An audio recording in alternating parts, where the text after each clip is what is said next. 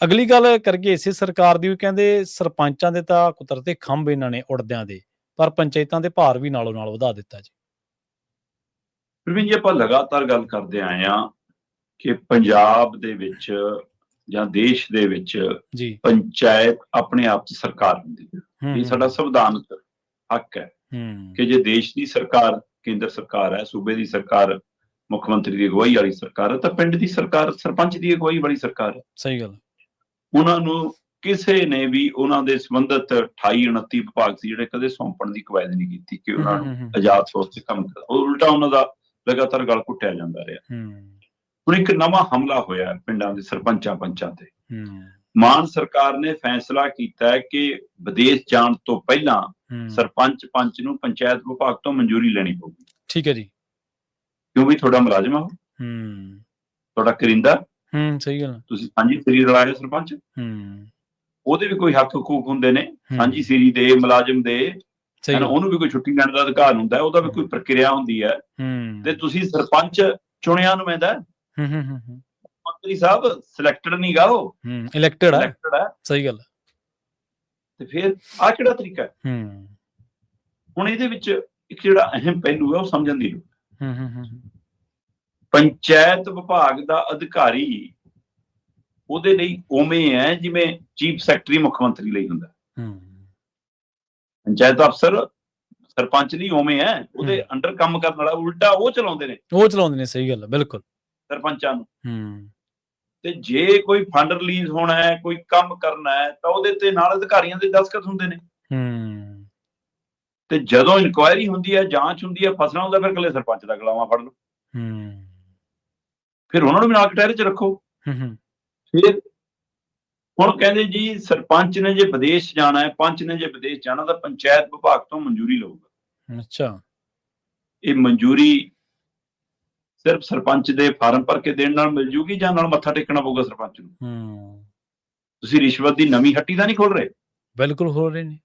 ਨਵੀਂ ਦੁਕਾਨਦਾਰੀ ਤੇ ਨਹੀਂ ਖੋਲ ਰਹੇ ਕਿ ਪੰਜ ਸਰਪੰਚ ਇਸੇ ਚੱਕਰ 'ਚ ਅਫਸਰਾਂ ਮੂਹਰੇ ਕੁਸਕਣੋਂ ਹੀ ਹਟ ਜਾਣ ਕੇ ਯਾਰ ਛੱਡ, ਯਾਰ 6 ਮਹੀਨੇ ਬਾਅਦ ਬਾਹਰ ਵੀ ਜਾਣਾ ਹੈ, 2 ਸਾਲ ਬਾਅਦ ਜਵਾਕ ਲਈ ਵੀ ਜਾਣਾ ਹੈ, ਕਿੱਥੇ ਪੰਗਾ ਲਵਾਂਗੇ, ਇਸੇ ਨੇ ਮੋਹਰ ਲਾਉਣੀ ਹੈ। ਤੁਸੀਂ ਤਾਂ ਹੋਰ ਥੱਲੇ ਲਾਤੀ ਪੰਚਾਇਤ। ਸਹੀ ਗੱਲ। ਹੁਣ ਦੂਸਰੇ ਪਾਸੇ ਪਿਛਲੇ ਦਿਨੀ ਇੱਕ ਸਰਪੰਚ ਅਜਿਹਾ ਸੀ ਜਿਹੜਾ ਵਿਦੇਸ਼ ਰਹਿੰਦਾ ਸੀ, ਕੰਮ ਇੱਥੇ ਕਰਦਾ ਸੀ, ਸਰਪੰਚ ਇੱਥੇ ਬਣਿਆ ਸੀ ਆਪਣੇ ਪਿੰਡ ਦਾ, ਉਹਦੇ ਤੇ ਰੋਕ ਲਵਾਉਣ ਤੱਕ ਲਈ ਅਦਾਲਤ 'ਚ ਗਈ ਸਰਕਾਰ। ਠੀਕ ਹੈ ਜੀ। ਤੇ ਆਪਣੇ ਪਿੰਡਾਂ 'ਚ ਕੀ ਆ ਕਿ ਆਪਣੇ ਪਿੰਡਾਂ ਦੇ ਵਿੱਚ ਕਈ ਵਾਰ NRI ਪਰਿਵਾਰਾਂ ਵਾਲੇ ਜਿਹੜੇ ਜ਼ਿਆਦਾ ਪਿੰਡ ਨੇ ਜਾਂ ਜਿੱਥੇ ਚੰਗੇ ਲੋਕ ਵਿਦੇਸ਼ ਚਲੇ ਗਏ, ਇੱਥੇ ਚੰਗਾ ਕੰਮ ਕਰਦੇ ਰਹੇ ਨੇ, ਫਿਰ ਅਗਲੇ ਪਿੰਡ ਵਾਲੇ ਤੈਅ ਕਰ ਦਿੰਦੇ ਕਿ ਵੀ ਇਹਨੂੰ ਹੀ ਬਣਾਓ, ਪੈਸਾ ਵੀ ਲਾ ਲੂਗਾ, ਕੰਮ ਵੀ ਕਰੂਗਾ ਪਿੰਡ ਦੇ, ਕੋਈ ਗੱਲ ਨਹੀਂ, ਇੱਥੇ ਬੈਠੇ ਆਪ ਕਰੀ ਜਾਵਾਂਗੇ, ਅਗਲਾ ਉੱਥੇ ਰਹਿ ਲਵੇ। ਪਿੰਡ ਨੇ ਸਹਿਮਤੀ ਨਾਲ ਬਣਾਇਆ, ਸਹੀ ਗੱਲ ਮੰਨ ਲਓ, ਤੇ ਇਹ ਉਹਨੂੰ ਰੋਕਣ ਤੱਕ ਜਾਂਦੇ ਨੇ ਕਿ ਇਹ ਨਹੀਂ ਬਣ ਸਕਦਾ ਜੀ। ਉਹ ਕੋਰਟ ਨੇ ਬਹਾਲ ਕਰਤਾ। ਹੁਣ ਕੀ ਉਹ ਇੱਕ ਸਰਪੰਚ ਨਾਲ ਪਿਆ ਪੰਗੇ ਦਾ ਬਦਲਾ ਤੁਸੀਂ ਪੰਜਾਬ ਦੇ ਸਾਰੇ ਸਰਪੰਚਾਂ ਨਾਲ ਪੰਚਾਂ ਨਾਲ ਲਓਗੇ ਕਿ ਵੀ ਤੁਹਾਨੂੰ ਕਿਸੇ ਨੂੰ ਵੀ ਜਾਣ ਤੋਂ ਪਹਿਲਾਂ ਸਭ ਤੋਂ ਮਨਜ਼ੂਰੀ ਲਓ? ਸਹੀ ਗੱਲ।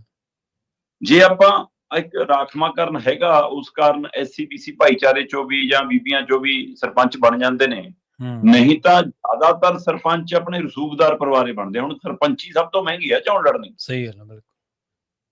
ਤੇ ਜੇ ਰਸੂਖਦਾਰ ਪਰਿਵਾਰ ਵਾਲਾ ਬੰਦਾ ਸਰਪੰਚ ਪੰਚ ਬਣਿਆ ਤਾਂ ਉਹਦੇ ਬਾਈ ਸਰੀਕਾ ਭਾਈਚਾਰਾ ਬਾਹਰ ਵੀ ਹੋਊਗਾ, ਉਹਦੇ ਜਵਾਕ ਜੱਲਾ ਵੀ ਬਾਹਰ ਹੋਊਗਾ, ਉਹਦਾ ਟੱਬਰ ਟੀਰ ਵੀ ਬਾਹਰ ਹੋਊਗਾ, ਉਹਦਾ ਭਾਈ ਭਤੀਜਾ ਵੀ ਬਾਹਰ ਹੋਊਗਾ, ਉਹਨੂੰ ਕਦੇ ਵਿਆਹ ਖੁਸ਼ੀ ਗਮੀ ਵੀ ਬਾਹਰ ਜਾਣਾ ਪਊ, ਕਦੇ ਜਵਾਕਾਂ ਦੇ ਉਹ ਸਰਟੀਫਿਕੇਟ ਮਿਲਣੇ ਆ ਜੀ, ਡਿਗਰੀ ਲੈਣੀ ਹੈ ਜੀ, ਕਦੇ ਜਾਣਾ ਪਊ, ਕੁਛ ਨਾ ਕੁਛ। ਉਹਦਾ ਕਈ 6 ਮਹੀਨੇ ਵਾਲੇ ਹੁੰਦੇ ਨੇ, ਆਉਂਦੇ ਜਾਂਦੇ ਨੇ ਗਰਮੀ ਕੱਟਣ ਨੂੰ, ਤਾਂ ਉਹ ਸਾਰੇ ਤੁਸੀਂ ਹੁਣ ਉਹਨਾਂ ਸਾਰਿਆਂ ਤੇ ਰੋਕ ਲਾ ਰਹੇ ਹੋ। ਕਿੰਨਾ ਸਾਨੂੰ ਪੁੱਛ ਕੇ ਜਾਣਾ ਜੀ। ਸਹੀ। ਹੁਣ ਇੱਕ ਤਾਂ ਇਹਦੇ ਵਿੱਚ ਰਿਸ਼ਵਤ ਦਾ ਰਾਹ ਖੁੱਲਦਾ, ਮਿਹਨਤ ਦਾ ਰਾਹ ਖੁੱਲਦਾ, ਚੋਰ ਮੋਰੀ ਖੁੱਲਦੀ, ਅਫਸਰਾਂ ਦੇ ਕੰਟਰੋਲ ਦਾ ਰਾਹ ਖੁੱਲਦਾ।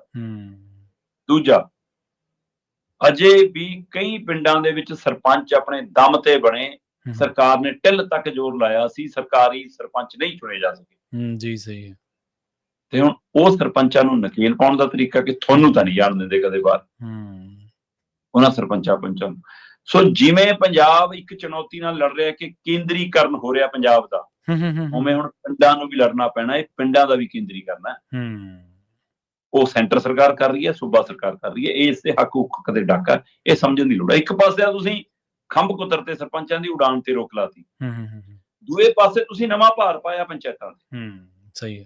ਆਪਾਂ ਪਹਿਲਾਂ ਵੀ ਗੱਲ ਕਰਦੇ ਆਏ ਕਿ ਦੇ ਧੇਲਾ ਨਹੀਂ ਰਹੇ, ਹੂੰ, ਡਰਾਮਾ ਕਰਦੇ ਨੇ ਕਿ ਇੰਨੇ ਕਰੋੜ ਦੇ ਦਿਆਂਗੇ, ਇੰਨੇ ਸਟੇਡੀਅਮ ਦੇ ਦਿਆਂਗੇ, ਇੰਨੀ ਆਹ ਬਣਾ ਦਿਆਂਗੇ। ਹੂੰ, ਸਾਰਾ ਕੁਝ ਨਰੇਗਾ ਤਹਿਤ ਆਉਂਦਾ, ਉਹ ਸਹੀ ਵੀ ਗੱਲ। ਪੂਰਾ ਕੰਮ ਨਹੀਂ ਮਿਲਦਾ ਲੋਕਾਂ ਨੂੰ, ਹੂੰ, ਉਹ ਵੀ ਪੈਸਾ ਪੂਰਾ ਸਹੀ ਨਹੀਂ ਲੱਗਦਾ। ਪਰ ਜਿਹੜੀ ਪਿੰਡਾਂ ਦੀ ਆਪਣੀ ਆਮਦਨ ਹੈ, ਹੂੰ, ਉਹਦੇ ਵਿੱਚੋਂ ਤੁਸੀਂ 20-22% ਤੋਂ ਸ਼ੁਰੂ ਹੋ ਕੇ 30-32% ਤੱਕ ਆ ਗਏ ਹੂੰ, ਕਿ ਹਰ ਸਾਲਾਨਾ ਜਿਹੜੀ ਪੰਚਾਇਤ ਦੀ ਆਮਦਨ ਉਹ ਚੋਂ ਅਸੀਂ ਇੰਨਾ ਲਵਾਂਗੇ ਜੀ ਪੰਚਾਇਤ ਵਿਭਾਗ ਚਲਾਉਣ ਲਈ। ਸਹੀ ਹੈ। ਤੇ ਮੁੱਖ ਮੰਤਰੀ ਸਾਹਿਬ ਨੇ ਬੜਾ ਦਮ ਭਰਿਆ ਸੀ ਢੋਲ ਵਜਾ ਕੇ ਕਿ ਮੈਂ ਸਰਪੰਚਾਂ ਦਾ ਮਾਣ ਪੱਤਾ ਵਧਾ ਰਿਹਾ, 1200 ਤੋਂ ਵਧਾ ਕੇ 2000 ਕਰ ਰਿਹਾ। ਹੂੰ, ਤੇ ਢੰਡੋਰਾ ਪਿੱਟ ਕੇ ਬੋਰਡ ਲਾਤੇ, ਸਾਰਾ ਕੁਝ ਇਸ਼ਤਿਹਾਰ ਦੇ ਤੇ ਸੱਚਾਈ ਹੁਣ ਸਾਹਮਣੇ ਆ ਗਈ।